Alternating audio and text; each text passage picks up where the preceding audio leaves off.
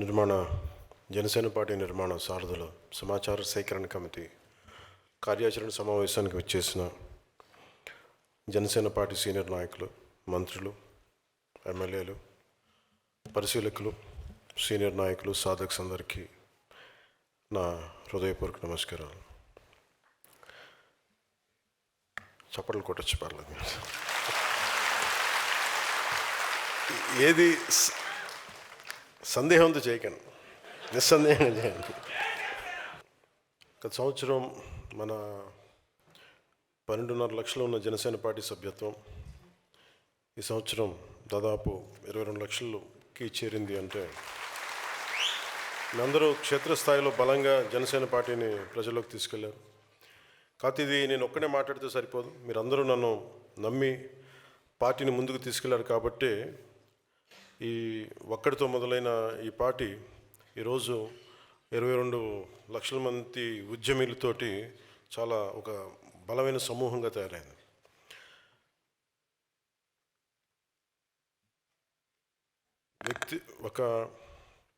ఎప్పుడు ఒక వ్యవస్థ నిర్మించాలి అంటే వ్యక్తే మొదటి కదులుతాడు.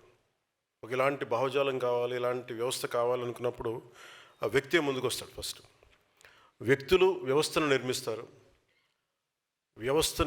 ఆ వ్యవస్థ వ్యక్తులను నిర్మించాలి, నాయకులను తయారు చేయాలి. సో దాంట్లో భాగంగా ఒక 2014 మనం మొదలుపెట్టింది, నేను ఒక్కడిని మొదలుపెట్టి కొద్దిమంది జాయిన్ అయ్యి అలా ఈ రోజున మనకి ఎమ్మెల్యేలు కావచ్చు, 22 లక్షల మంది సభ్యులు కావచ్చు, ఉద్యమీ సభ్యులు కావచ్చు, సాధక్స్ కావచ్చు, 17,000 మంది సాధక్స్ కావచ్చు, మంత్రులు కావచ్చు, ఎంపీస్ కావచ్చు, ఎమ్మెల్యేలు కావచ్చు. మనం అధికారంలో భాగస్వామ్యం చేయగలిగామంటే మనం నమ్మిన సిద్ధాంతాన్ని ఎన్ని ఒడిదుడుకులు ఉన్నా తట్టుకొని నిలబడ్డాం. కాబట్టి ఈ రోజున ఇంత సాధించగలిగాం. సమస్య ఏమొస్తుందంటే మనకి ఎంత చేసినా సరిపోదు. పార్టీ నిర్మాణం వెంటనే కమిటీలు వేసేయండి అంటే ఒక గొప్ప నిర్మాణం కట్టడానికి చాలా బలమైన ముడిసరుకు కావాలి. ఏదో ఒక చిన్నపాటి తేలికపాటి కడదామంటే ఏదైనా తీసుకోవచ్చు ముడిసరుగ్గా. అలాగే ఒక మామూలుగా పార్టీని నడిపేద్దామంటే చాలామంది తీసుకుని నడిపేయచ్చు. చాలామంది పార్టీస్ పెట్టారు ఇప్పటిదాకా. కానీ ఎంతమంది పార్టీని పెట్టి సంస్థాగతంగా దానికి బలం చేకూర్చారు. సో అందుకని నేను ముందు వ్యక్తులను తయారు చేయాలనుకున్నాను. అంటే వ్యక్తులను తయారు చేయడం అంటే ఎట్లా అని మీరు అందరూ అనుకోవచ్చు. ఒకటి నిలకడ. ఒక 15-14 సంవత్సరాలు మనతో పాటు నిలకడగా ఉంటే తప్ప ఆ వ్యవస్థ వీళ్ళు నిలబడగలరా లేదా అనేది. చాలాసార్లు చెప్తా ఉంటాను, అడ్వర్సిటీ రివీల్స్ ట్రూ క్యారెక్టర్ అని. ప్రతికూల పరిస్థితుల్లో ఎవరు నిలబడి ఉన్నారు, ఎవరు నిలబడలేదు మనకు అర్థం. దానికి ఓన్లీ కాలమే సమాధానం చెప్పాలి. సో ఆ కాల పరీక్షలను తట్టుకొని ఈ రోజున మీరు అందరూ ఉన్నందుకు నాకు చాలా ఆనందంగా ఉంది. మొన్న మా సోదరులు నాగబాబు గారు కూడా చెప్తా, నేను ముందు మన ఢిల్లీలో మాట్లాడుతా ఏమన్నాను, ఢిల్లీలో ఏమన్నా కాదు, నమ్మలేదు మా వాడిని అన్నావు కదా. అంటే తను బాగా పొలిటికల్ ఫిలాసఫీ చదువుకున్నాడు, సోషలిజం గురించి అవగాహన ఉన్నవాడు, లాయరు, మద్రాస్ బార్లో లా మెంబర్గా ఉన్నాడు. సో తనకి చాలా ఖచ్చితమైన అభిప్రాయాలు ఉంటాయి. కానీ అలాంటిది వీడు పార్టీ పెడుతున్నాడంటే ఆల్రెడీ ఒకసారి నలుగున్నాం, దెబ్బతిన్నాం, వీడు ఎలా అంటే కేవలం మన బ్రదర్గా నలిగిపోతాడేమో ఒక భయం, వీటన్నిటికీ ఒక చిన్న అపనమ్మకం కూడా కాదు, అది ఒక జాగ్రత్త, ఒక భయం తమ్ముడి మీద కాదు. అది అన్నకుండాల్సిన ప్రేమ లక్షణం కింద చూస్తాం తప్ప అది అనేది అపనమ్మకం కాదు. కానీ ఎలా సాధిస్తాడనేది ఉంటుంది. అలా చాలామందికి ఉండింది, అన్నయ్యకి ఉన్నట్టుగా, నాబాబు గారికి ఉన్నట్టుగా చాలామందికి ఉండింది. ఎలా వెళ్తాడు ముందుకి, వీడికి అవగాహన లేదు వీడికి అనుకుంటారు. అంటే నది మొదలుపెట్టినప్పుడు, దాని గంగా ప్రవాహం మొదలుపెట్టినప్పుడు చిన్న ధార కింద ఉంటుంది. అది ఎన్ని మలుపులు తిరిగి ఎన్నిటో కలుపుకొని ముందుకెళ్తే అది మహాప్రవాహం అయిపోతుంది. అలాగే జనసేన మొదలుపెట్టినప్పుడు నా నమ్మకం ఏంటంటే ఇది ఒక రోజున మహాప్రవాహం అవ్వాలని.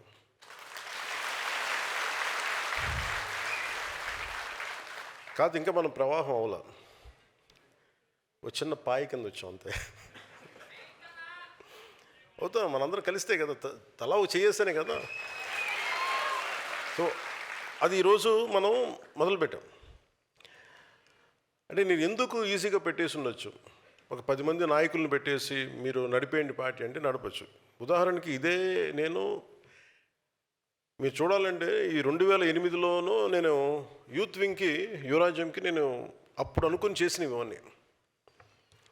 అంటే ఒక బలమైన పార్టీ ఎలా ఉండాలని చేసుకున్నప్పుడు ఆ రోజు నేను కొంత చేయగలిగాను, కానీ అది యూత్ వింగ్ కాబట్టి నేను మొత్తం అప్లై చేయలేకపోయినా, చేయకూడదు కూడా. కాకపోతే ఆ అనుభవం నాకు చాలా బలం ఇచ్చింది నాకు. ఇప్పుడు మీరు అనుకోవచ్చు, తెలంగాణలో మా నాయకులు ఎవరు లేరు, ఎమ్మెల్యేలు లేరు, ఎంపీస్ లేరు, మరి ఎందుకు ఉంది పార్టీ? ఉన్నది 1,00,000 మందే కావచ్చు 4 కోట్ల జనాభాకి. ఎంత బలంగా మాట్లాడతారు చూడండి. దేనికేనంటే ఒక భావజాలాన్ని నమ్ముకుంటే మనుషులు ఎంత బలంగా కొట్లాడగలరు, ఎంత బలంగా పోట్లాడగలరు అనేది తెలంగాణ జనసేన మనకి యూత్ చూపించారు. అంటే నేను ఎందుకు చెప్తా అంటే, if you believe in certain ideology, నమ్మితే మటుకు ఎంత స్థాయికి వెళ్ళొచ్చు అని అనడానికి తెలంగాణ మన జనసేన నిదర్శనం దానికి. ఇంకా అలాంటిది మనకి నమ్మారు కాబట్టి ఈరోజు ఇంతమంది ఎమ్మెల్యేలు, ఎంపీలు ఇచ్చారు. ఓడిపోయిన తర్వాత కూడా నిలబడ్డారంటే దానికి ఆంధ్రప్రదేశ్కి, నేను మన జనసేనకి నిలబడ్డ మద్దతుదారులకి, మన జన సైనికులకు కావచ్చు, మన వీర మహిళలకు కావచ్చు, నాయకులు ప్రతి ఒక్కరికి, నిలబడ్డ ప్రతి ఒక్కరికి పేరు పేరున ధన్యవాదాలు తెలుపుకున్నాను. ఇది నా కోరిక ఏముందంటే, చాలా సంవత్సరాల నుంచి నేను చెప్తాను, కొంతమంది నాయకులకి చెప్పాను, మీరు అర్థం చేసుకోండి, కొంచెం కమిటీలు వేయండి అని చెప్తా ఉంటాను. సమస్య ఎక్కడ ఉంది అంటే, అర్థం చేసుకునేవాళ్ళు లేరు. ఏమంటా అదే అంటున్నా, మిమ్మల్ని అర్థం చేసుకునే వాళ్ళ గురించి నేను చెప్పేది. మిమ్మల్ని అర్థం చేసుకునే అంటే, ఇప్పుడు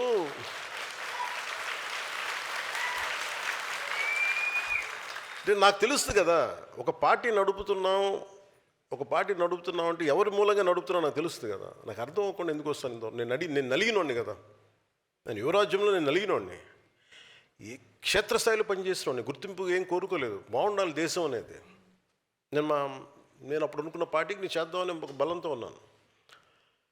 ఇది ఎందుకు సాధక్స్ని ఎందుకు పెట్టానంటే, మీరు కన్సిస్టెంట్గా మీరే, అంటే ఉదాహరణకి నేను ఎందుకు ఒక కులానికి ప్రతిపాదించను, ఒక కులానికి ఎందుకు పదే ఎందుకు మాట్లాడతానంటే, మీకు ఒక మచ్చుతునికి కొన్ని ఉదాహరణలు చెప్తాను.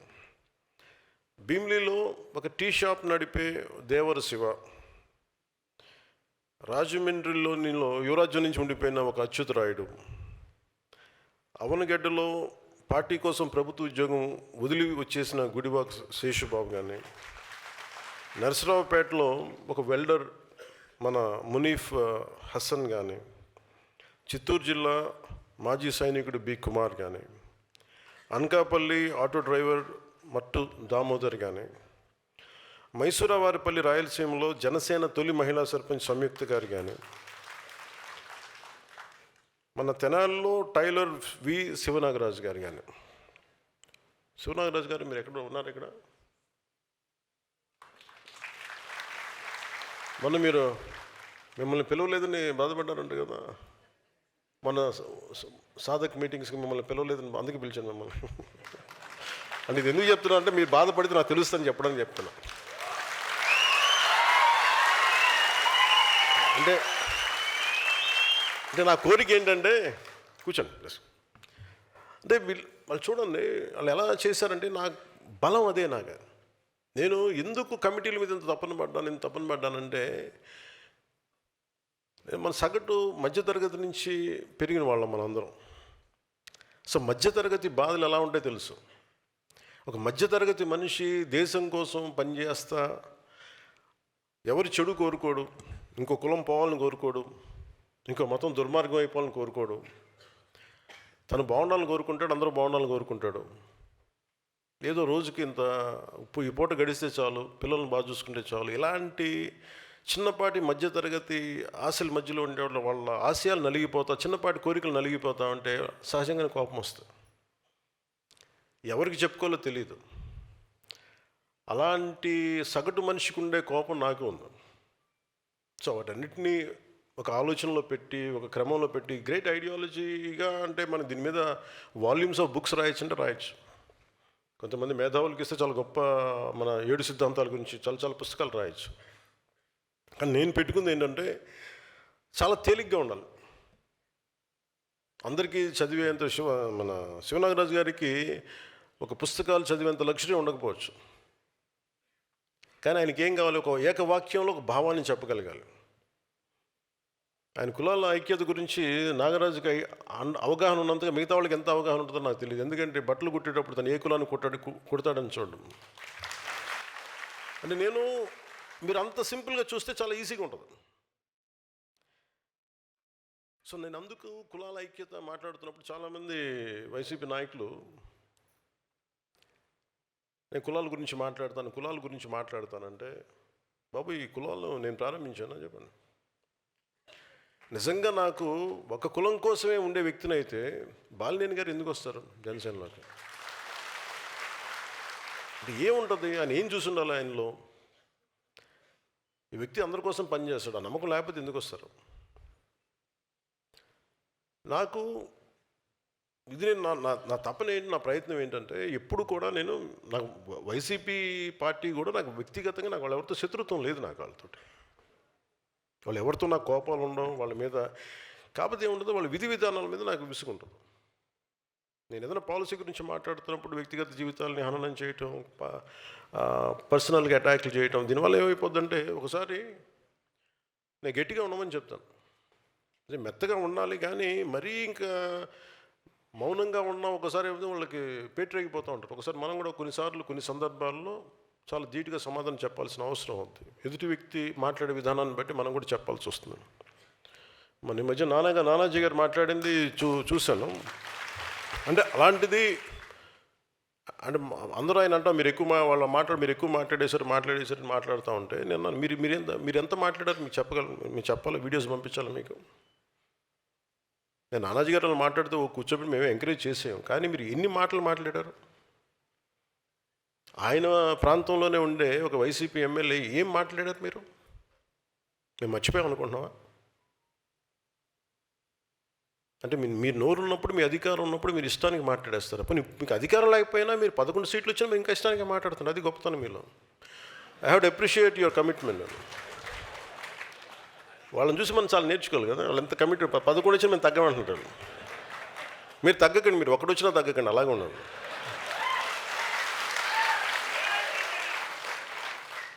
మీరు ఒకటి వచ్చినా తగ్గదు, అలా బలంగా ఉండలేదు. మిమ్మల్ని తగ్గమని ఎవరు చెప్పాడు? మీరు కరిగిపోండి, అయినా కానీ తగ్గకండి.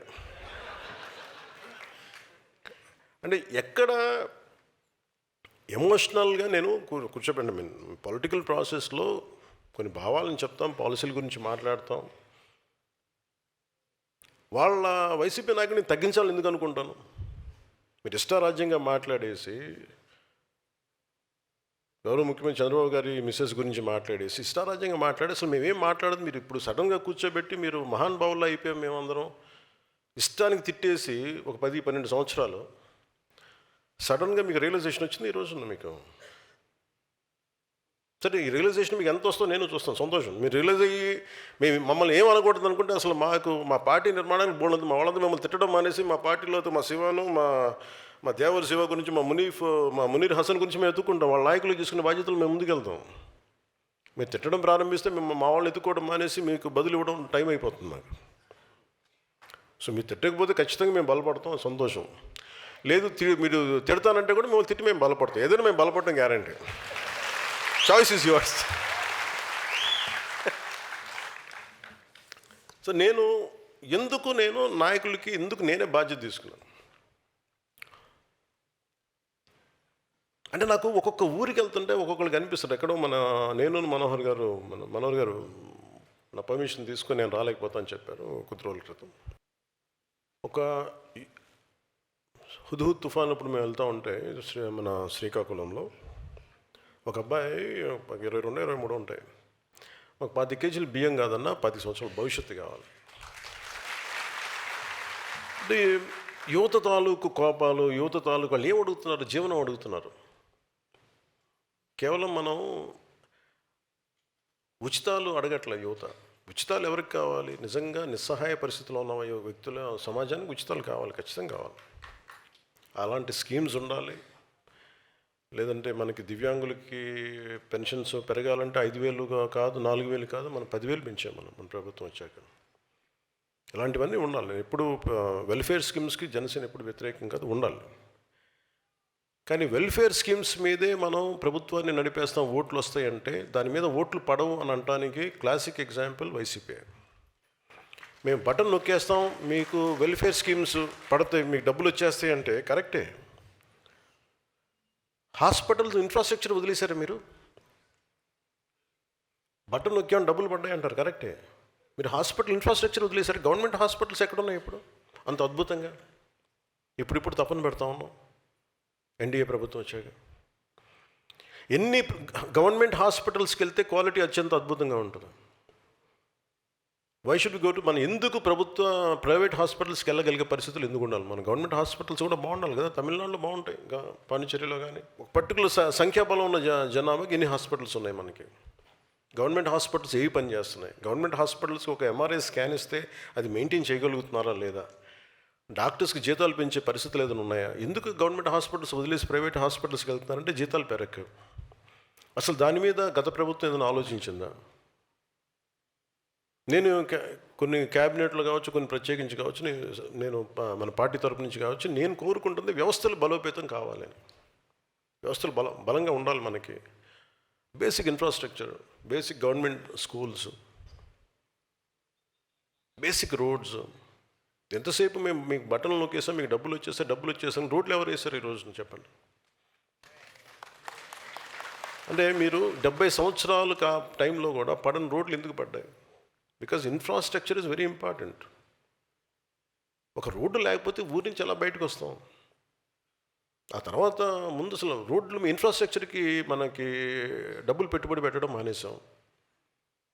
ఒక పైప్ లైన్ వేసి ఒక నీళ్ళు ఇవ్వాలి అంటే దానికి ఒక పెద్ద స్కీమ్స్. మన మధ్యన పాటిల్ గారు కూడా, మన సిఆర్ పాటిల్ గారు కూడా జలశక్తి మినిస్టర్, ఆయన గురించి ఆయనతో మాట్లాడుతూ ఉంటే అసలు బేసిక్గా నీళ్ళు ఇవ్వాల్సిన బాధ్యత మీదే కదా, రాష్ట్ర ప్రభుత్వాలది కదా, మాకు సంబంధం ఏంటన్న. ఇది తెలంగాణలో ప్రారంభించినప్పుడు జేజేఎం ఎప్పుడు కూడా అది జలజీవన్ మిషన్ అది కేంద్ర ప్రభుత్వాన్ని కాదు, రాష్ట్ర ప్రభుత్వం బాధ్యత. కాకపోతే ప్రభుత్వాలు బాధ్యత తీసుకొని బేసిక్ మన మౌలిక సదుపాయాల గురించి పని చేయకపోతే మటుకు ఎన్ని ఉచితాలు ఇచ్చినా ఇంకోసారి ప్రజలు రారు.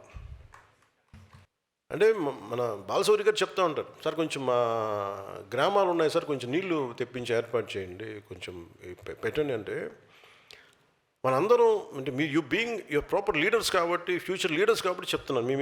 మీ స్థాయిలో మీ ఏరియా పరిధిలో వెల్ఫేర్ స్కీమ్స్ ఉండాలి, అవసరమైన పెన్షన్లు ఇవ్వాలి, అవసరమైన వెల్ఫేర్ స్కీమ్స్ అన్నీ ఉండాలి కాదంట్లా. కానీ ప్రయారిటీ కూడా బడ్జెట్ దేనికి కేటాయించాలి, దేనికి కేటాయించకూడదన్న బాధ్యత మనకు రావాలి. అంటే అది మీ స్థాయిలో కూడా మీరు చెప్పగలగాలి. మీరు కొంత డిస్కషన్ పెట్టాలి. భవిష్యత్తులో మీరు అందరూ అడుగుతాను ఇవన్నీ మిమ్మల్ని. అంటే మీతో పార్టీ పరంగా మీతో ఎలా ఉంటుంది. అందుకని వెల్ఫేర్ స్కీమ్స్ గురించి మీరు కొంత అవగాహన ఉండాలి. అలాగే ఈ హాల్లో ఉన్న నేను 25 ఆగస్టులో విశాఖలో నిర్వహించిన సేనతో సేనాని కార్యక్రమంలో మెంబర్షిప్ టు లీడర్షిప్ అని చెప్పాను. దానికి అనుగుణంగానే ఈరోజు పార్టీ నిర్మాణ కార్యక్రమాన్ని మొదలుపెట్టాను. ఇది ఎలాగా ప్రతి సభ్యుడు, జనసేనలో ఉండే ప్రతి సభ్యుడు ఒక ఉద్యమైన పదం కూడా చెప్పాను చాలాసార్లు. ఉద్యమం అంటే ఒకడు ఉద్యమించేవాడు, ఒక భావానికి, ఒక భావజాలానికి దాన్ని నడుము బిగించి ముందుకెళ్ళేవాడు వ్యక్తి, రెస్పెక్ట్ అది జెండర్ న్యూట్రల్. అది అలాగే పార్టీని ప్రజల్లోకి తీసుకెళ్ళి కొత్త సభ్యుల్ని ప్రభావితం చేయగలిగి పార్టీలో తీసుకొచ్చే మొదటి స్థాయి నాయకుడే సాధక్. అలాంటిది ఈరోజు ఈ హాల్లో ఉన్న దాదాపు 700 మంది కమిటీ సభ్యుల్లో 600 మందికి పైగా సాధక్స్ ఉండడమే నాకు చాలా చాలా సంతోషం నచ్చింది. రాష్ట్ర వ్యాప్తంగా 22 లక్షల మంది సభ్యత్వం చేయడానికి 18,000 మంది సాధక్స్ పార్టీ కోసం నిరంతరం శ్రమించారు. సో మీరందరూ ఇప్పుడు నాయకత్వం నిరూపించుకునేందుకు మొదటి ఘట్టాన్ని మీరు పూర్తి చేశారు. సభ్యత్వ నమోదు కార్యక్రమం ద్వారా క్షేత్రస్థాయిలో మీ నాయకత్వ సామర్థ్యాన్ని మీరు నిరూపించారు. ఇప్పుడు తదుపరి అడుగు వేయాల్సిన సమయం వచ్చింది. ఈ నాయకత్వాన్ని సంస్థాగత నిర్మాణం దిశగా ఎలా మార్చాలన్న ఆలోచననే ఈ కార్యక్రమానికి మేము శ్రీకారం చుట్టాం. గతంలో కూడా కొంతమంది పార్టీ నాయకులకి పార్టీ నిర్మాణం కోసం బాధ్యతలు అప్పగించాను, కానీ వాళ్ళు ముందుకు తీసుకెళ్ళలేకపోయారు. దేనికి ముందుకు తీసుకెళ్ళలేకపోయారు అంటానికి,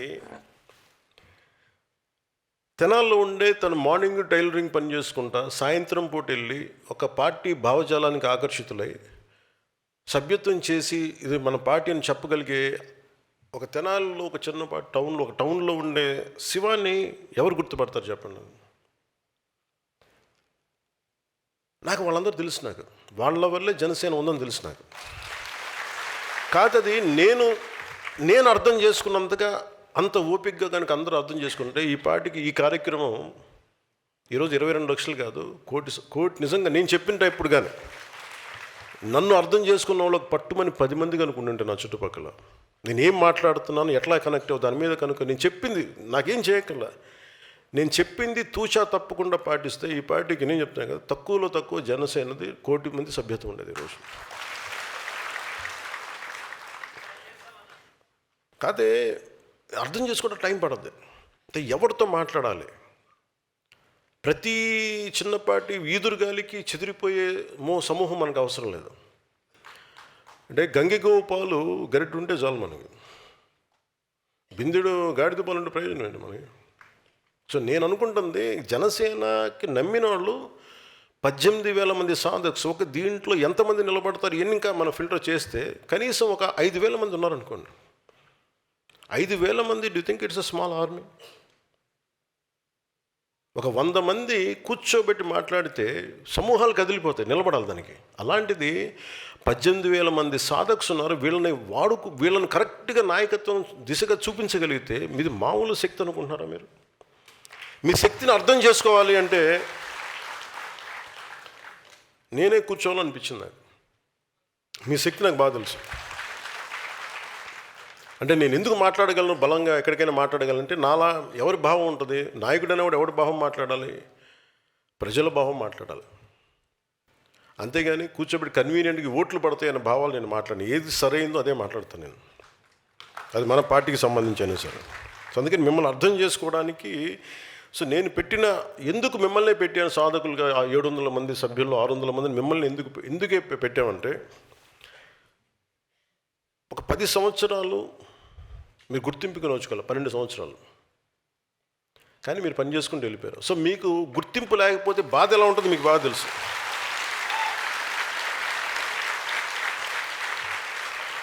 సో మీరు ఎవరు పని చేసేవాళ్ళు, ఎవరు పని చేయని వాళ్ళు, మళ్ళీ మీరు కూడా లేదు మళ్ళీ మీరు, నేను అందుకనే చాలా క్లియర్ కట్గా చెప్పాను, సమాచార సేకరణ కమిటీ మాత్రమే ఇది ప్రత్యేక, ఎందుకంటే సమాచారం సేకరించడం మీ బాధ్యత. సో ఇది నేను ప్రత్యేకించి చెప్పి నేను దీంట్లో ఏం చేశానంటే, మీకు మీ నియోజకవర్గాల్లో కావచ్చు, మీ మండలాల్లో కావచ్చు, పంచాయతీల్లో కావచ్చు, మీరు ఉండే పార్లమెంట్లో కావచ్చు, ఏ వ్యక్తి పని చేస్తాడు, ఏ వ్యక్తి పని చేయడు, మన పరిశీలకులుగా పంపిస్తున్న మన ఎంపీలు కావచ్చు, ఎమ్మెల్సీలు కావచ్చు, ఎమ్మెల్యేలు కావచ్చు, సీనియర్ నాయకులు వాళ్ళకి తెలియజెప్పాలి. మీరు ఒకసారి మీరు అర్థం చేసుకోగలరు. అందుకని వీరు ముందున్నా కానీ వెనకాల రక్షణ కవచం లాగా మీరే ఉన్నారు. అంటే ఎవరిని ముందు అందుకని మిమ్మల్ని చాలా చాలా నమ్మి పెట్టాను మిమ్మల్ని. సో నేను ఎలా చేస్తున్నాను దీనికంటే, పార్టీ కోసం అంకిత భావంతో పనిచేసి సామర్థ్యం ఉండి బాధ్యతలు స్వీకరించేందుకు ఆసక్తి ఉన్న సాధక్స్, జన సైనిక్స్, వీర మహిళలు కావచ్చు, వారి అందరి వివరాలు సేకరించేందుకు ఈ జనసేన పార్టీ సారథుల సమాచార సేకరణ కమిటీని ఏర్పాటు చేశాం. ప్రతి పార్లమెంట్ నియోజకవర్గానికి 28 మంది సభ్యులతో ఈ కమిటీని ఏర్పాటు చేశాం. ప్రతి పార్లమెంట్ నియోజకవర్గానికి ఒక పరిశీలకుడు, 3 సీనియర్ నాయకులు, 3 సీనియర్ సాధక్స్, వీరితో సమన్వయం చేసి 21 మంది సాధక్స్, మొత్తం 28 మంది సభ్యులతో ఈ కమిటీ పనిచేస్తాయి. వీరికి సహకారం అందించేందుకు మళ్ళీ మీరు ఇచ్చిన ఇన్ఫర్మేషన్ మళ్ళీ అటు ఇటు దారి మళ్ళకుండా, ఇది ఏ బాక్సుల్లోకి వెళ్ళిపోతే అసలు రీచ్ అవుద్దా లేదా అన్న మళ్ళీ అష్యూరెన్స్ ఇవ్వడానికి మళ్ళీ నా ఆఫీస్ తరపు నుంచి, నా ప్రెసిడెంట్ సెక్రటేరియట్ తరపు నుంచి ఒక 5 మంది సపోర్ట్ టీంని పంపిస్తున్నాం, 28 మంది కాకుండా. ఎందుకంటే మీరు సేకరించే పత్రాలు కనుక మీరు మన శివ లాంటి వాళ్ళు కానీ, మన మునీర్ హసన్ లాంటి వాళ్ళు, డి కుమార్, మట్టు దామోదర్ లాంటి వాళ్ళు, అలాగే మన సర్పంచ్ సంయుక్త, ఇలాంటి ఎంతోమంది ఉన్నారు. వీళ్ళందరినీ మళ్ళీ గుర్తిస్తారా, మళ్ళీ వరవడిలో పోద్దా, ప్రవాహంలో పోద్దా అని మిస్ అవ్వకుండా మళ్ళీ నేను కూర్చోబెట్టి చేశాను. అది మళ్ళీ నా దగ్గరికి వచ్చేలాగా. ఎందుకంటే దీన్ని మళ్ళీ కూర్చోబెట్టి మిమ్మల్ని మళ్ళీ పిలిచి మళ్ళీ దాన్ని సార్టింగ్ అవుట్ కూడా మళ్ళీ మిమ్మల్ని పిలిపిస్తాను ప్రతి పార్లమెంట్కి కూడా. ఈ కమిటీల ప్రధాన బాధ్యత నాయకుల్ని ఎంపిక చేయడం కాదు, సమాచారాన్ని చాలా పారదర్శకంగా సేకరించడం మాత్రమే. ఇప్పుడు ఉదాహరణకి నేను శివ గారి పేరే తీసుకున్నా, తెనాలి శివనాగరాజు గారి పేరుని తీసుకున్నట్టు. ఈ పేరు నా దగ్గరికి ఎలా వస్తుంది అనుకుంటున్నారు? నా చెవులు ఎప్పుడు క్షేత్రస్థాయిలో పెట్టుంటాను, ఎవరు పని చేస్తారు, ఏంటి. సో నాకు అందుకు అనిపించింది. అందుకని నాకు చాలా పేర్లు ఉన్నాయి, అని అన్నీ చదవట్లేదు కానీ చాలా పేర్లు ఉన్నాయి. అంటే నేనేమన్నానంటే వాళ్ళు మనకు తెలియాలి కదా అన్న. సో అలాంటి వాళ్ళు మీరు గుర్తించగలరు, మీలా కష్టపడ్డ వాళ్ళని. అందుకని మిమ్మల్ని ప్రత్యేకించి మీకు ఆ బాధ్యత మీ అందరికీ. కొంతమంది కమిటీల జాబితాను రిలీజ్ చేసిన తర్వాత కొంతమంది నాయకులు నాతో కొన్ని మెసేజెస్ పంపించారు. ఈ కమిటీలో ఉన్నవాళ్ళు మాకు తెలియదు, వాళ్ళు ఎక్కడ పనిచేశారో మాకు తెలియదు, మీకు నచ్చిన వాళ్ళతోనే కమిటీస్ ఏర్పాటు చేశారా అని కొన్ని ప్రశ్నలు వచ్చినాయి. ఈ కమిటీల ప్రధాన బాధ్యత పార్టీ కోసం నిస్వార్థంగా కష్టపడిన నాయకులు, సాధక్స్, జన సైనికుల వివరాలను సేకరించడం, నా పరిశీలనకు పంపించడమే తప్ప. అలాగే వీళ్ళందరూ ఎన్ని సంవత్సరాల నుంచి పనిచేశారు, ఉన్న 700 మందిలో 600 మందిని చేయడానికి ఒక ఫార్మాట్ తీసుకున్నాం. ఎన్ని సంవత్సరాల నుంచి ఉన్నారు, ఎంత సభ్యత్వం చేశారు, ఎన్ని సంవత్సరాలుగా వీళ్ళు ఒడిదుడుకులు ఎదుర్కొన్నారు, వీటన్నిటిని ఒక బేరీ చేసుకొని ప్రమాణంగా తీసుకొని చేసుకుంటూ వచ్చాం. కొంతమంది నేను ఇంకా మిస్ అయ్యి వచ్చామో కానీ ముందు ఇది సేకరణ కమిటీయే కాబట్టి మ్యాక్సిమం జనంతో మమేకమైన వాళ్ళు కావాలని చెప్పి ఆ బాధ్యతగా తీసుకున్నాం. మళ్ళీ పాయింట్ ఆఫ్ కాంటాక్ట్స్ కానీ, అక్కడ ఉన్న ఎమ్మెల్యే ప్రతినిధులు కానీ, పదవులు అనిపిస్తున్న వాళ్ళని తీసుకున్నాం. ఎవరు పదవులకి రావాలన్నా అదొక బాధ్యత. సో అది మీరు నిర్ణయించాలి, భవిష్యత్తులో సాధక్స్ నిర్ణయించాలి. సో ఎవరు ఎన్ని సంవత్సరాలుగా అంటే మీరు వెళ్ళినప్పుడు మీరు విషయ సేకరణ ఎలా ఉండాలి, ఎవరు ఎన్ని సంవత్సరాలుగా మీలాగా పార్టీ కోసం పనిచేశారు, ఎలాంటి ఉద్యమాల్లో, ఎలాంటి పార్టీ కార్యక్రమాల్లో పాల్గొన్నారు, ఏమన్నా ఉద్యమాల్లో పాల్గొన్నారా, వారికి ఎలాంటి సమర్థత ఉంది, ఏ బాధ్యతపై ఆసక్తి ఉంది, గతంలో పార్టీకి వారు అందించిన సేవలు ఏంటి, ఇలాగ ఒక ప్రొఫార్మా నేను మీకు పంపిస్తాను. దానికి అనుగుణంగా మీరు సమాచారం సేకరించండి. అలాగే ఈ కమిటీలో ఉన్న ప్రతి ఒక్కరికి మీ విధి విధానాలు, కార్యక్రమ నిర్వహణ మీద స్పష్టంగా మీకు చాలా క్లియర్ కట్ గైడ్లైన్స్ మీకు అందజేయడం జరుగుతుంది. ఇది జనసేన పార్టీ నిర్మాణానికి ఒక రూల్ బుక్. ఇది దానికి అనుగుణంగానే మీరు సమాచారం సేకరించాలి.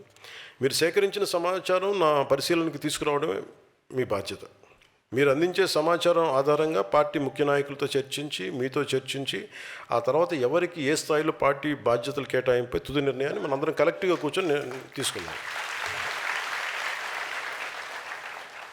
అంటే నాకున్న సమస్య కూడా ఏంటంటే, మీ నియోజకవర్గంలో, మీ మండలంలో, మీ గ్రామంలో ఎలాంటి గుర్తింపు ఆశించకుండా సంవత్సరాల తరబడి పార్టీ కోసం కష్టపడుతున్న జన సైనికుడిని ఎవరో కూడా మనం గుర్తించలేకపోతే పార్టీని సంస్థాగతంగా ఎలా నిర్మించగలం?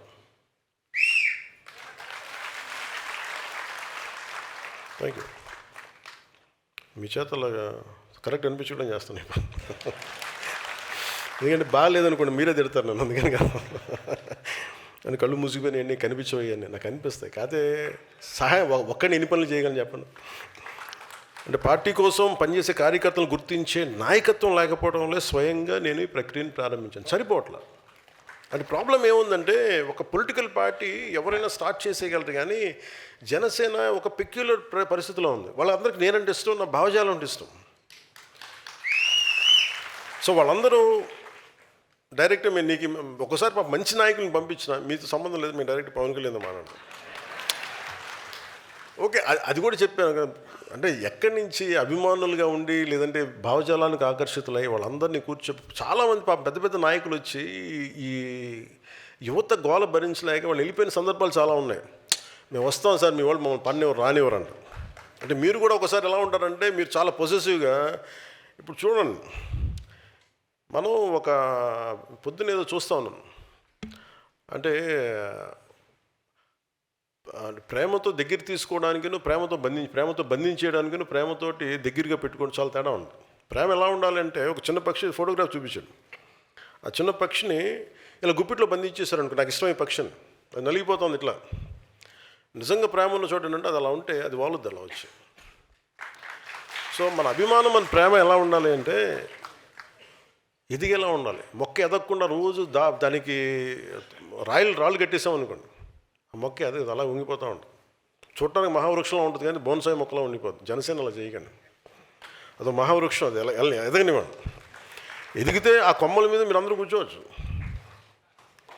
సో అందుకనే ఈ కమిటీలో ఉన్నవారు ఎవరు కూడా బయట నుంచి వచ్చిన వ్యక్తులు కాదు. క్షేత్రస్థాయిలో పార్టీ సభ్యత, ఇందాక చెప్పినట్టుగా పార్టీ సభ్యత నమోదు కార్యక్రమాన్ని విజయవంతంగా చేసిన నాయకులు వాళ్ళు, ప్రజల్లోకి పార్టీని తీసుకెళ్ళిన వాళ్ళు, ఎలాంటి పదవులు లేకపోయినా, ఎలాంటి గుర్తింపు కోసం ఆశించి పనిచేయాలి, గుర్తింపు ఉన్నా లేకపోయినా పర్లేదు, మా జనసేన కోసం ఆయన పనిచేసిన వాళ్ళు, వాళ్ళని తీసుకున్నాం.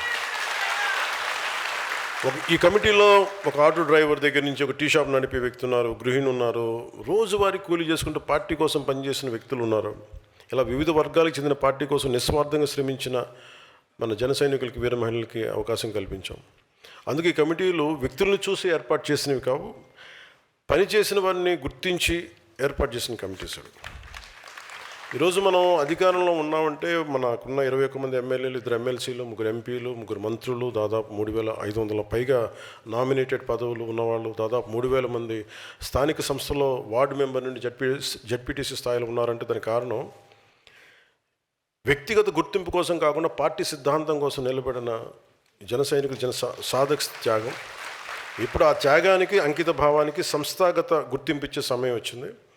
ఈ కార్యక్రమం కేవలం కమిటీల నియామకం కాదు, జన సైనికుల నుంచే భవిష్యత్ జనసేన నాయకత్వాన్ని నిర్మించే ఒక బలమైన ప్రక్రియ అది. సో నేను మొదలుపెట్టినప్పుడు ఇల్లు దూరం, చీకటి, గాఢాంధకారం అని చెప్పాను. నాకు తెలియదు, అంటే అంత అయోమయంగా ఉండేది. నాకు ఎలా స్టార్ట్ చేయాలంటే అది కరెక్ట్. అంటే సో మీకు కొన్ని నేను పంచుకుంటాను మీతోటి. ఓకే, మేజర్ చెప్పగలిగింది ఇదే, మిగతా అని చెప్తాను. నేను ఇంకోటి ఏం చేద్దాం అనుకున్నానంటే, నాకు ఒకటి చెప్పి కీలకమైంది. ఈ రోజున 18,000 మంది సాధక్స్ ఉన్నారు. 18,000 మంది సాధక్స్. యు ఆర్ ఫస్ట్ లీడర్, అంటే ఫస్ట్ ప్రైమరీ లీడర్షిప్ మీదే పార్టీది. You are leaders. అంటే మొదటి లైన్ అండ్ లెంత్లో నిలబడే నాయకత్వం మీదే. అండ్ దట్స్ వై యువర్ సాధక్స్. అంటే మీరు 18,000 మంది తలుచుకుంటే జనసేన నిర్మాణం ఎలా ఉంటుంది మీరు ఊహించుకోగలరా? నాకు ప్రాణాలు వద్దు, పని చేయండి చాలు. మళ్ళీ నాకు ఆ బరువు నాకు ఎందుకు, ఇంట్లో అంత తిడతారు నన్ను. నాకు ప్రాణాలు వద్దు, పని చేయండి చాలు. అంటే మనం ప్రాణాలు ఇచ్చేంత గొప్ప విలన్స్ కూడా అక్కడ లేరబ్బా. అక్కడ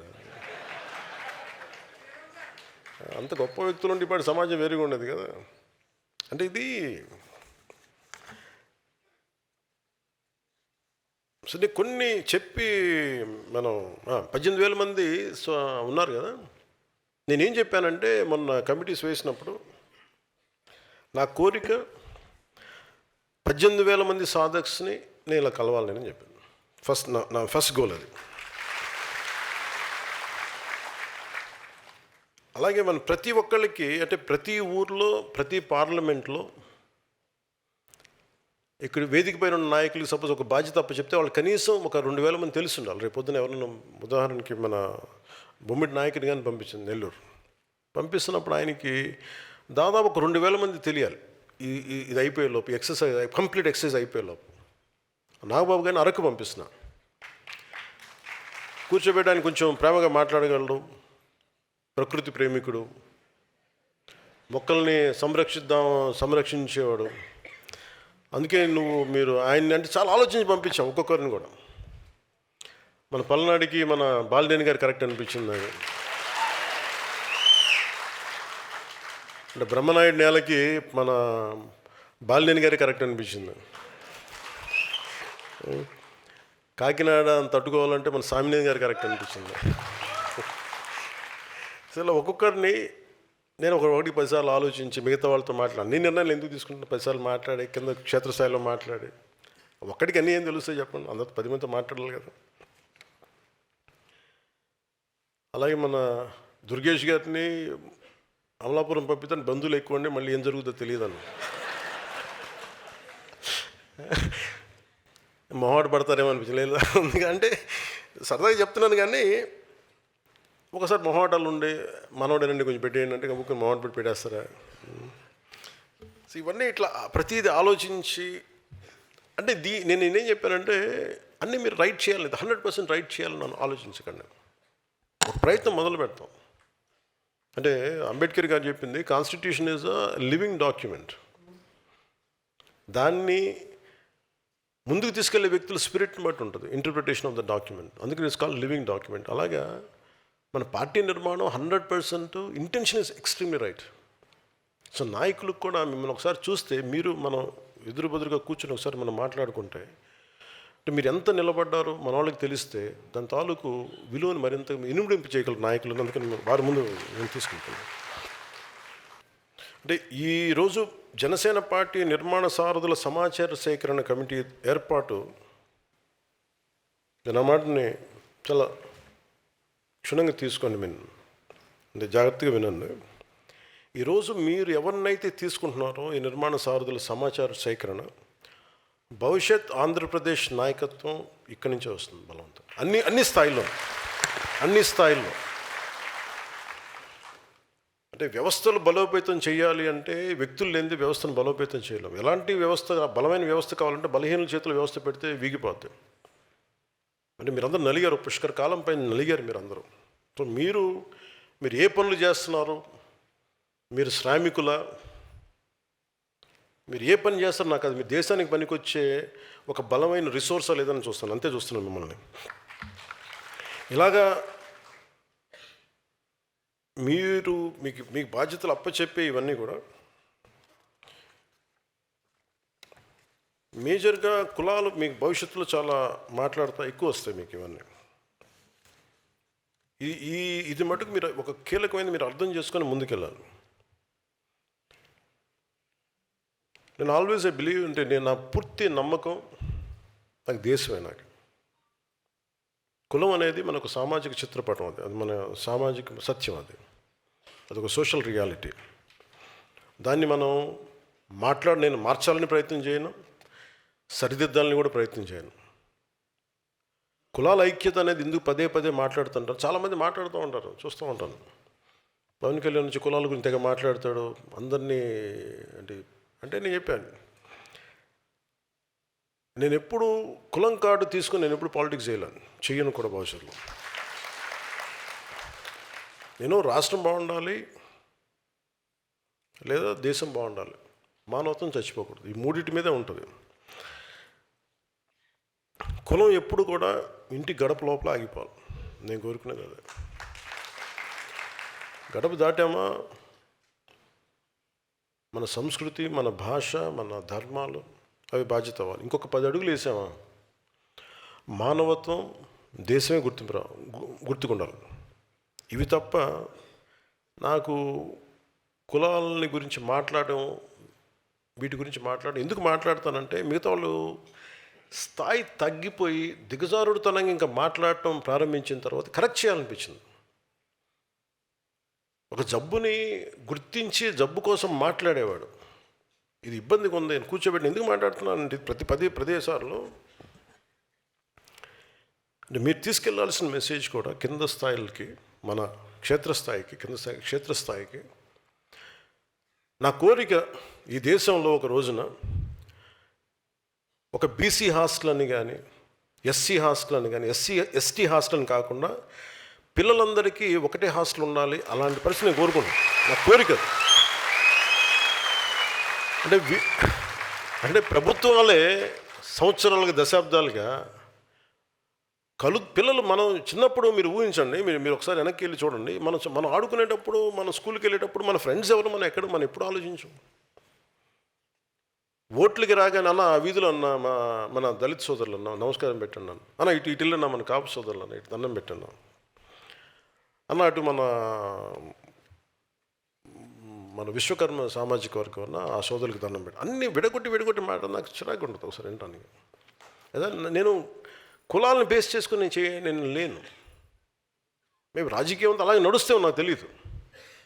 కానీ ఎవరో ఒకళ్ళు ఎక్కడో చోట ప్రయత్నం అయితే మొదలు పెట్టాలి. ఒకసారి మనం మాట్లాడుతున్నప్పుడు కులాల్ని కలపడానికి తప్ప విడగొట్టడానికి అయితే నేను చేయను. ఎందుకంటే నేనేమంటానంటే ఎవరి కాస్ట్ ఐడెంటిటీ నేను మార్చలేను, నాకు తెలుసు అది. అంటే ఈ మధ్యన నేను రమేష్ గారికి రాజ్యసభ పెట్టినప్పుడు ఎంతమంది ఎన్ని రకాలుగా దాని మీద అసలు ఒక నెల రోజులు గొడవ జరిగిందని ఇంకా జరుగుతున్నాను, నాకు తెలియదు, ఇంకా జరుగుతుండాలి నాకు తెలిసి. నేను ఒక వ్యక్తిని ఎలాగ నేను నిర్ధారిస్తాను, ఎందుకు ఇస్తాను? ఇప్పుడు శివ గారిని గుర్తించినట్టుగానే, మునీర్ని గుర్తించినట్టుగానే రమేష్ గారిని కూడా అలాగే గుర్తిస్తాను నేను. అలా గుర్తించకపోతే తప్పు చేసిన అవుతాను కదా అండి. అంటే నువ్వు కూర్చోబెట్టి ఇప్పుడు నిజంగా మనతో పాటు ఒక 10 మంది ఉండి ఆయనతో సరిసమానంగా కొద్దిమంది ఉండి అలాగే పనిచేసి వాళ్ళు ఎవరు లేకుండా ఆయన ఒక్కరికి ఇచ్చామంటే అర్థం ఉంది. అందరూ వెళ్ళిపోయిన తర్వాత ఆయనకి ఇస్తే ఇప్పుడు బాధపడే ప్రయోజనం ఏంటి అంటారు. సో ఇది కొన్నిసార్లు నేను మాట్లాడుతాను బలంగా, అంతేగాని దాన్ని కూర్చోబెట్టి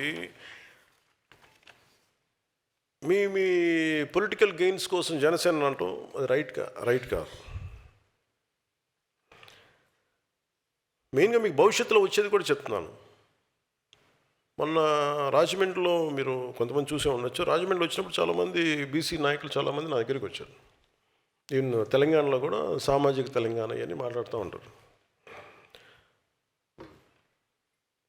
ఎందుకు ఇన్ని బలమైన కులాలుండి ఎందుకు అధికారంలోకి రాలేకపోతున్నాయి అని మాట్లాడుతూ ఉంటే బీసీ నాయకులందరికీ చెప్పాను. దాదాపు 105 కులాల పైన ఉంటాయి బీసీ సామాజిక వర్గాలు అన్నీ కలిపి. ఒక్కొక్క కులంలో కొన్ని ఉపతెగలు ఉంటాయి. కాపుల్లో బలిజ, తెలగ, ఒంటరి ఇలాంటి సమూహాలు. మొన్న మాట్లాడినందుకు ఏంటి కోపం చెప్పండి వీళ్ళందరికీ. మాకు సంఖ్యాబలం ఉంది, మాకు ఎవరు ఇవ్వట్లేదంటే మిమ్మల్ని మీరు అడిగే స్థితిలో ఎందుకు పెట్టుకున్నారు? మిమ్మల్ని మీరు ఒకళ్ళు ఇచ్చే పరిస్థితులు ఎందుకు పెట్టుకున్నారు? మిమ్మల్ని మీరు అంటే మీకు ఐక్యత లేదు. మీకు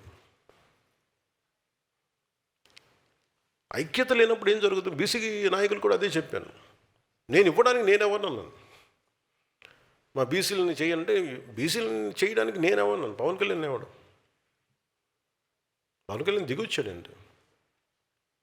అసలు మీరు ఎవరిని కూడా 50% ఉన్న బీసీ కులాలన్నీ కూడా అసలు మీకు ఎవరైనా ఇవ్వాల్సిన అవసరం ఏముందంట? మీరు అందరూ కలెక్టివ్గా ఉంటే మీరు 10 మందికి ఇవ్వగలిగే పరిస్థితుల్లో మీరున్నారు. మీరు ఉండాలి. కానీ మీరు ఎంతసేపు దేహి అని మీరు ఎందుకు అనుకుంటున్నారు? మీరు అంటే మీకు ఏం జరుగుతుందంటే మీరు గొడవలప్పుడు మటుకు అందరికి ఏకమవుతున్నారు. కానీ నిజంగా ఎప్పుడైతే ఓట్లు రావాలో అప్పుడు మటుకు మీరు నాయకత్వం లోపం కావచ్చు, రకరకాలుగా ముక్కలుగా విడిపోయి ట్రెడిషనల్ పార్టీస్కి మీరు వెళ్ళిపోతున్నారు. ఇది రీజన్. అది తెలంగాణ కావచ్చు, ఆంధ్ర కావచ్చు. ఇప్పుడు దామోదరం సంజయ్ గారు నేను పదే చెప్తాను, ఆయన దళిత కులానికి చెందిన నాయకుడు, గొప్ప నాయకుడు. ఆయన నాయకుడు అనేవాడు ఎలా ఉండాలి? అన్ని కులాలకి ఆమోదయోగ్యమైన నాయకుడు, అంగీకారయోగ్యమైన నాయకుడు కావాలి. అది మిగతా కులాలు కూడా సాధించగలగాలి. అది కాపుల్లో కావచ్చు, బీసీ కులాల్లో కావచ్చు, యాదవ, గౌడ, సెట్టిబల్జీ కులాల్లో కావచ్చు, ఇచ్చేది అన్ని బీసీ కులాల్లో కావచ్చు, ఎస్టీ కులాల్లో కావచ్చు, దళిత కులాల్లో కావచ్చు. అది వచ్చిన రోజునే చాలామంది నాయకులు ఇప్పుడు తెర వెనక్కి కూర్చోబెట్టి ఇప్పుడు అలాంటప్పుడు మీరు కనుక మీరు బలపడితే మీకు వైసీపీ లాంటి పార్టీ మీకు అవసరం ఉండదు. నాలాంటి తిట్టాల్సిన అవసరం కూడా మీకు ఉండదు. నాలాంటి ఇన్సిగ్నిఫికెంట్ అయిపోతాడు. నిజంగా మీరు అలాంటి స్థాయికి ఎదగాలని మనస్ఫూర్తి కోరుకుంటున్నాను ఈరోజు, మనస్ఫూర్తిగా.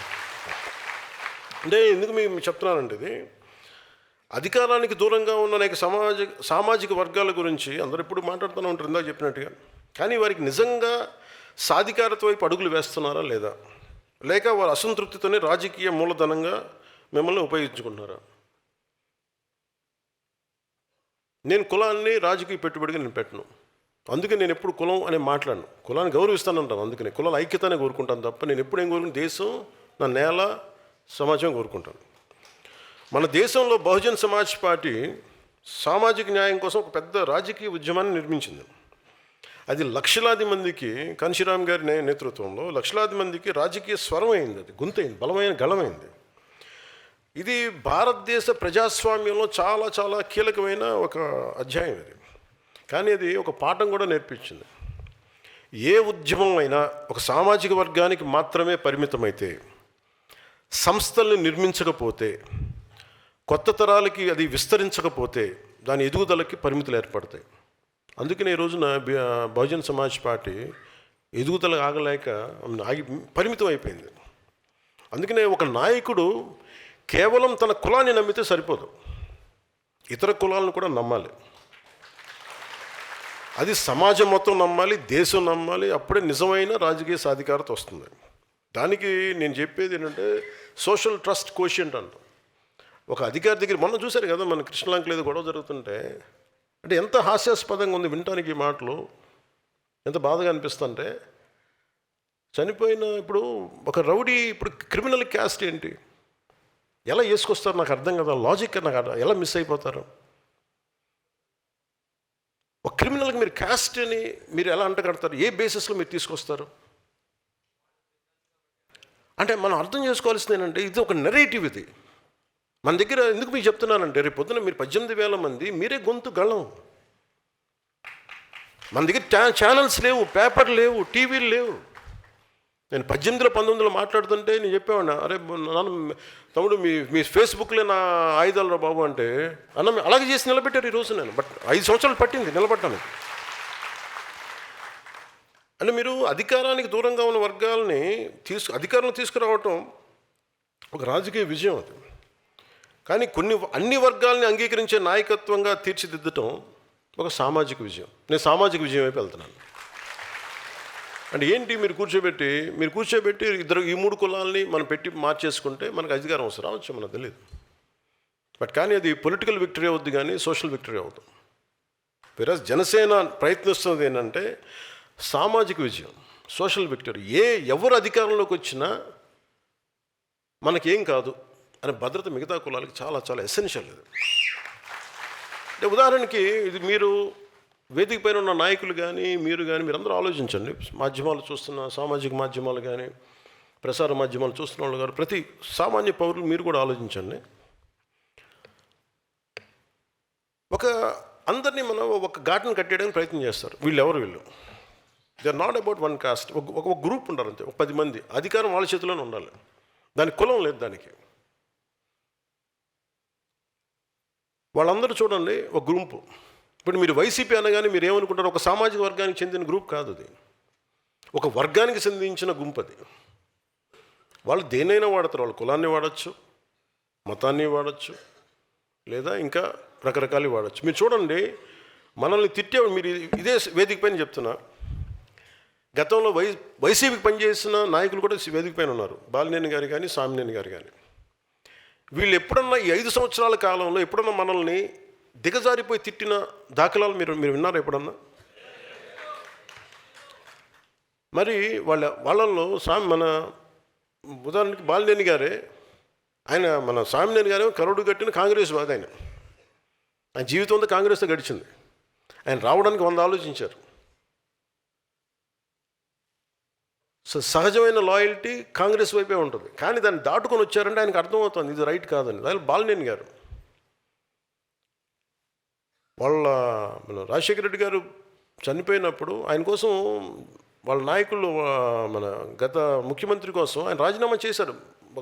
మన మంత్రి, క్యాబినెట్ మినిస్టర్గా ఉంది. అంటే అలాంటి వ్యక్తి బయటకు వచ్చిన దాంట్లో కులం ఎక్కడుందంటున్నాను నేను. ఆయన విభేదించి ఎందుకు బయటకు రావాల్సింది సరిగ్గా లేదు. ఇదైతే రైట్ కాదు, ఇలాంటి రాజకీయం రైట్ కాదు, విచ్ఛిన్నమైన రాజకీయం రైట్ కాదు. సో అక్కడ ఎక్కడ కులం అనేది లేదు. అది నా మాట చెప్పడానికి చెప్తున్నాను ఇదంతా. ఇప్పుడు నన్ను తిట్టే వాళ్ళందరూ చూడండి, నన్ను తిట్టిన వాళ్ళు ఇప్పుడు దాకా అందరూ కాపులు తిట్టారు నన్ను. అంటే ఎవరి భుజాల మీద పెట్టి మీరు కాలుస్తున్నారు తుపాకులు. అంటే మీకు ఇది చాలా జాగ్రత్తగా చూడాలి. అంటే వీళ్ళు ఏం చేస్తున్నారు, మీ సబ్ టెక్స్ట్ మీరు మాట్లాడేది ఒకటి, చూసేది ఒకటి, చెవులకి మీ భావం ఏమి వెళ్తుంది లోపలికి. వీళ్ళు చాలా ఒక పథకం ప్రకారం అందరికీ ఇది ఆమోదయోగ్యమేమో నాకు తెలీదు. జనసేన అంటే ఇష్టపడని వర్గాలు ఏవైనా కావచ్చు. నేను ముందే చెప్పాను, నేను ఎప్పుడు కులాలని చాలా ఒక అనలైటికల్గానే చూస్తాను. నేను కులాలని ఒక సోషల్ డాక్టరింగ్ పర్స్పెక్టివ్లోనే చూస్తాను. వాళ్ళు ఏం చేస్తున్నారు, ప్రతిసారి తిట్టడం, కాపు నాయకుల చేత తిట్టిస్తారు. లింగంనేని రమేష్ గారికి ఇస్తే వాళ్ళే తిడతారు. లేదంటే ఒక కుర్రాడు 14 ఏళ్ళ ఆడబిడ్డని 3 రోజులు గదిలో బంధించి చాలా రకాలుగా హింసించి చెప్పుకోలేక బయటికి ఇవన్నీ వస్తే అలాంటి వాడు ఏమైపోయారో తెలియదని ఆ కేసు కోర్టులో జరుగుతుంది. అతనికి వత్తాసుగా వీళ్ళందరూ వెళ్తారు. తల్లి బాధ వేరే, తల్లి బాధ నేను అర్థం చేసుకోగలను. కానీ అతను చేసే వృత్తి ఏదో క్రిమినల్, అతను ప్రొఫెషనల్ క్రిమినల్. అతను ఒక ప్రొఫెషనల్ క్రిమినల్లో ఎలా వెనకేసుకొస్తారు? ఏ బేసిస్లో వెనకేసుకొస్తారు? Just because he's your caste. మీ కులం అయితే సరిపోద్దా? అంటే చిన్నప్పుడు మనం వినేవాళ్ళం కదా, show me your friend, I tell you who you are అంటారు ఎవరన్నా. అలాగే మీ నాయకుడిని చెప్పండి, అతనేంటో మీరేంటో నేను చెప్తానండి. ఇప్పుడు చూడండి, సోకాల్ లీడర్స్ అందరూ ఎలాంటి వైపు మగ్గుతున్నారు వీళ్ళందరూ. అంటే ఏం మెసేజ్ ఇస్తున్నారు వీళ్ళందరూ? ఉదాహరణకి చాలా కులాలు ఉన్నాయి. ఉదాహరణకి ఫర్ ఎగ్జాంపుల్ కాపు కులాన్ని తీసుకుందాం. ఈ మధ్యన మనకి ఎక్కువ వినిపిస్తుంది కాబట్టి. వీళ్ళు కాపులను ఎలా ప్రొజెక్ట్ చేస్తున్నారు? ప్రతిసారి ఈ 4-5 మంది ఫేసులు కనిపిస్తాయి. మన బూతులు తిట్టేవాళ్ళు, కాపులు బూతులు తిడతారు. ఈ కృష్ణ ఏదో పేరు ఉంది, వీళ్ళు క్రిమినల్, వీళ్ళు ఇది అన్ని నెగిటివ్ న్యూస్ చూడండి. సో మీకు ఏమైపోద్ది, కొద్ది రోజుల తర్వాత సబ్లిమినల్గా మీ మనోగతంలో ఏమైపోద్ది, it will become confine to అది. ఈ భావన దేనికి వేస్తే, కాపు అని చెప్పగానే ఇవన్నీ గుర్తొస్తాయి మనకి. We'll form our opinion. అది వీళ్ళ స్ట్రాటజీ. అంటే మీకు భావం ఏం చెప్తారు? ఇది ఒక్క కాపు కులానికి కదా, అందరికీ చెప్తారు, అన్ని కులాలకి. ఇదొక very clear cut political game ఇది. నేను దాన్ని బ్రేక్ చేస్తాను కాబట్టే నా మీద ఇంత కోపం అందరికీ. కొంతమంది ప్రాంతీయతలు పట్టుకొచ్చి రాష్ట్రాలు విడిపోయిన ఇంకా మీరు తిడతా ఉంటే, ఇది దేశంలో అంతర్భాగం అని చెప్పినందుకు నన్ను తిడుతున్నారు. అది నేను ఎప్పుడు తెలంగాణను వ్యతిరేకించాను అంటే నేను ప్రతి ఒక్కరు డిఎన్ఏని బయటికి చెప్తా. అందుకని కోపం అందరికీ నా మీద. నాకు అర్థం అవుతూ ఉంటుంది. అంటే ఏ సామాజిక వర్గం అయినా నాయకత్వం వహించాలంటే మిగతా అన్ని సామాజిక వర్గాల విశ్వాసాన్ని పొందాల్సిందే, వేరే దారి లేదు దీనికి. భారతదేశంలో ఏ ఒక్క వర్గం కూడా, ఏ ఒక్క కులం కూడా ఒంటరిగా చరిత్రని మార్చబోదు కూడా. కలిసి నడిచిన వారే చరిత్ర నిర్మించారు. అందరినీ కలుపుకెళ్ళిన వాళ్ళే చరిత్ర నిర్మించారు. సాధికారత అంటే మీరు ఒక కులాన్ని పైకి తీసుకురావడం కాదు, మిగతా కులాలను కూడా వాళ్ళని పైకి తీసుకొస్తూ మీరు వాళ్ళు కూడా అంగీకరించే స్థాయికి మీరు ఎదగడం. ఏ సామాజిక వర్గానికైనా నేను అడిగే ఒకటే ప్రశ్న, మీ నాయకుడి మాటలు మీ కులాల గౌరవాన్ని పెంచుతున్నాయా, మీ సమాజం గౌరవం పెంచుతున్నాయా, లేక మీ సమాజం పైన ఉన్న అభిప్రాయాన్ని దెబ్బతీస్తున్నాయా? ఇది ప్రతి కులం మీరు చూసుకోవాల్సిందే. మీరు ఒక వ్యక్తి చేసిన తప్పు ఒక కులం చేసిన తప్పు ఎలా అవుద్ది? అంటే నేను అందుకే చెప్తాను, నువ్వు నాయకుడిని చూపించు, నీ భవిష్యత్తుని ఏంటో నేను చెప్తాను. నువ్వు ఎవరిని నమ్ముతున్నావు దాన్ని బట్టి నీ భవిష్యత్తు ఉంటుంది. ఇలాగ బూతులు తిట్టేవాడు నమ్మితే 11కి వచ్చారు, 151కి వస్తారు.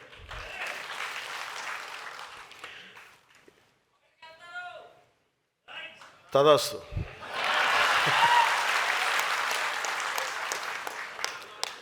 నీలో అమోఘమైన తపోశక్తి ఉంది, నువ్వు సాధించుగా.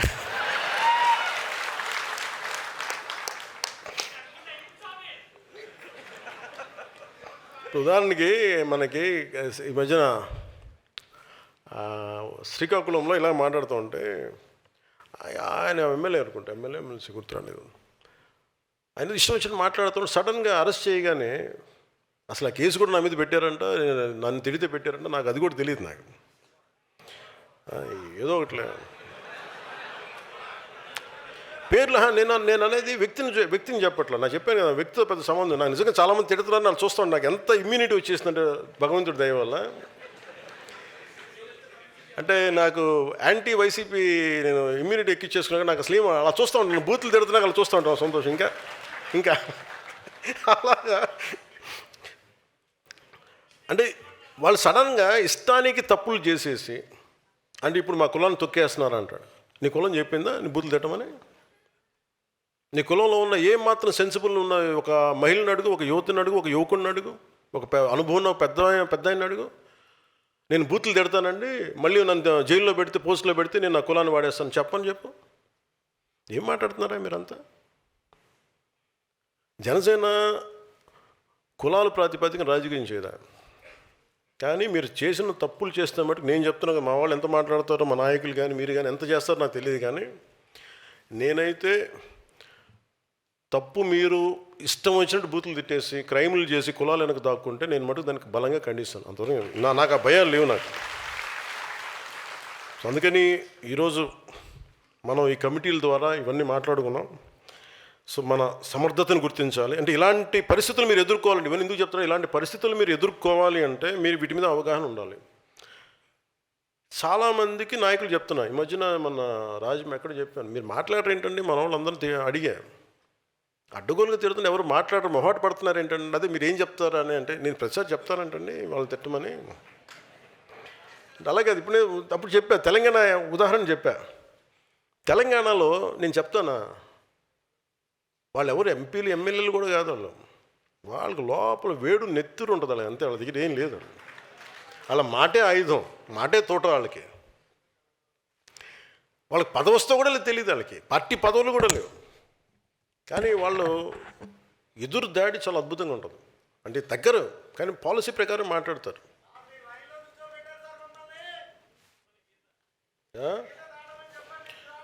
గీత అదే ఇష్టం వచ్చినట్టు గీత దాటే కూడా అదే చెప్పేది, అదే కదా.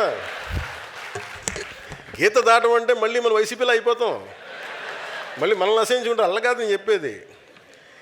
ఎవడికి ఎంత శిక్ష పడాలో అది అందరూ ఆనందించి కరెక్ట్గా మాట్లాడాడు అనిపించారు. అంటే శిక్ష వేస్తే ఎలా ఉండాలి అంటే, మాట్లాడితే ఎలా తూకం వేసినట్టు ఉండాలి. అంటే ఒక అక్షరం మొక్క ఎక్కువ ఉండకూడదు, ఒక అక్షరం మొక్క తక్కువ ఉండకూడదు, కరెక్ట్ కొట్టడం అన్నమాట. మీకు దాని మీద మాట్లాడి మీరు అందరినీ ఒక మూకమ్మని తిట్టేయకూడదు. ఎంచుకోండి, ఎనలైజ్ చేయండి, ఒక్కొక్క వ్యక్తిని ఎనలైజ్ చేయండి. ఈ వ్యక్తి ఇలా మాట్లాడాడు, దాని మీద రాసుకోండి, చిన్న చరిత్ర రాసుకోండి. ఏం మాట్లాడితే బాగుంటుంది, ఎలాగా మాట్లాడితే కరెక్ట్ కూర్చుంటాడు. మీరు అలా అందరూ మాట్లాడబట్టే కదా ఎక్కువ పాపం మాట్లాడే వాళ్ళందరూ చిచి వాళ్ళ జోలికి వెళ్ళకూడదని చెప్పి మనకి ఇన్స్ట్రక్షన్. ఇప్పుడు వాళ్ళకి ఏంటో సడన్ రియలైజేషన్ వచ్చింది, మీకు మాకు సంబంధం లేదండి. సంతోషం మాకు, ఐఎమ్ ఎక్స్ట్రీమ్లీ హ్యాపీ అబౌట్. అంటే నేను చెప్పదలుచుకుంది ఏంటంటే, మీరు అలాంటి స్థాయిలో దిగి ఇలా మాట్లాడితే, అంటే మాకు మా నానాజీ గారు, నేను అనేది ఎంకరేజ్ చేయను. పాపం ఆయన ఎన్నోసార్లు ఇది చేస్తే నానాజీ గారు పాపం ఆయన ఏదో ఒకసారి మాట్లాడితే ఎన్నిసార్లు కొన్నిసార్లు నేను ఆయన కూర్చోబెట్టి మీరు తప్పుని అలా మాట్లాడి చెప్పిన సందర్భాలు చాలా ఉన్నాయి. ఎవరా చేతులు కట్టక్కర్లా. అంటే ఒకటేంటంటే మీరు ఎలా తయారవుతున్నారండి అందరూ కూడా. లేదంటే మన పార్టీ సెంట్రల్ ఆఫీస్ నుంచి ఏం రావాలండి, సెంట్రల్ ఆఫీస్ నేను తెలంగాణ యువతకి చెప్తానండి, సెంట్రల్ ఆఫీస్ నుంచి చెప్పమని వాళ్ళు చెప్పం. భావం కదలాలి లోపల. అంటే ఇప్పుడు నాకుంటుంది, నేను వెళ్ళి ఏదన్నా ఇప్పుడు నాకు సమస్య వచ్చింది, ఎవరికైనా నష్టం వచ్చింది, వెంకయ్య నాయుడిని చంపేశారు, నాకు చెప్పాలా? నాకు నాయకుడిగా నాకు కదలాలి కదా, నాయకులకి నేను చెప్పాలా, నేను కదలాలి కదా. వెంకయ్య నాయుడిని మన గిద్దలూరులో క్షోభ పెట్టి చనిపోతే నాకెవరు చెప్పలేదు కదా. నేనే రకరకాల న్యూస్లో చూసుకుని నేనే బయలుదేరిపోయాను. అలాగే ఎంత మాట్లాడాలి, ఎంత మాట్లాడకూడదు, ఎంత మాట్లాడాలి పరిస్థితులను బట్టి. కొన్ని బేరీ చేసుకోండి కొంత. అప్పుడే కదా మీకు నాయకత్వం అంటే ఏంటి? కూర్చోబెట్టి సభలకు వచ్చి తెల్ల చొక్కా తెల్ల ప్యాంట్లు వేసుకొని రావడం కాదు, లేదా నాలాగే ఇలా కూర్చొని రావడం కాదు. బాధ్యత తీసుకోండి. మీరు అది కనుక మీకు అలవాటు అయిందనుకోండి, you will have your independent thinking with in the party line and length. Party line and length మీకు తెలుసా? మీకు తెలుసు కదా నేను ఎంత మాట్లాడుతానో. నా లైన్ అండ్ లెంత్ మీకు అర్థం కాదు. నేను ఎప్పుడన్నా బూతులు పెడతాను. ఏదో ఒకసారి ఏదో కొడుకులారా ఒక పదం మాట్లాడాను ఒకసారి. దానికి ఈ మధ్యన వాళ్ళు బాధపడుతున్నారు, ఇదివరకు నేను బూతులు మాట్లాడామంటే. కరెక్ట్, ఎప్పుడు మాట్లాడా? మీరు 18 మందిని మీరు జైలు వేసి తొక్కి మమ్మల్ని రాత్రులు పగలు హింసించి, ఇంకా మాకు 2.5 సంవత్సరాలు 3 సంవత్సరాలు మీరు హింస చూపించిన తర్వాత అప్పుడు చేయాల్సి వచ్చింది తప్పలా. అప్పుడు కూర్చొని శాంతి వచనాలు చెప్పండి, సంతోషం అండి, చాలా ఆనందంగా ఉందని మీరు తిట్టినందుగా చెప్తాం. అదే చేస్తాం. చాలా హ్యాపీ అండి, మీరు భలే తిడతారు, భలే ఎలా సార్ మీరు ఎలా నేర్చుకుంటారని రాత్రికి అంటాం. అలా కాదు.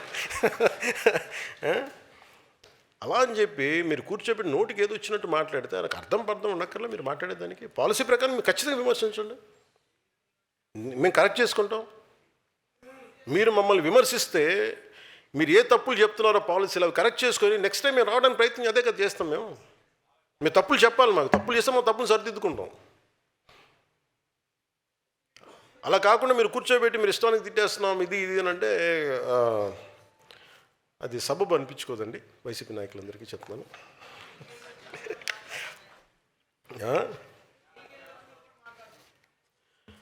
వాళ్ళు జైలుకి వెళ్ళకపోతే తప్పు.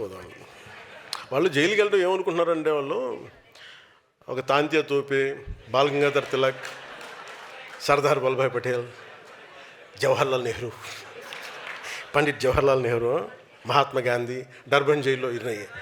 మరి చిన్నప్పుడు న్యూస్లు చూసేవాళ్ళం. వాళ్ళు అలా ఫీల్ అవుతున్నారు. వాళ్ళు చండాలని వాళ్ళు తెలియట్లేదు పాపం. ఏం చేస్తాం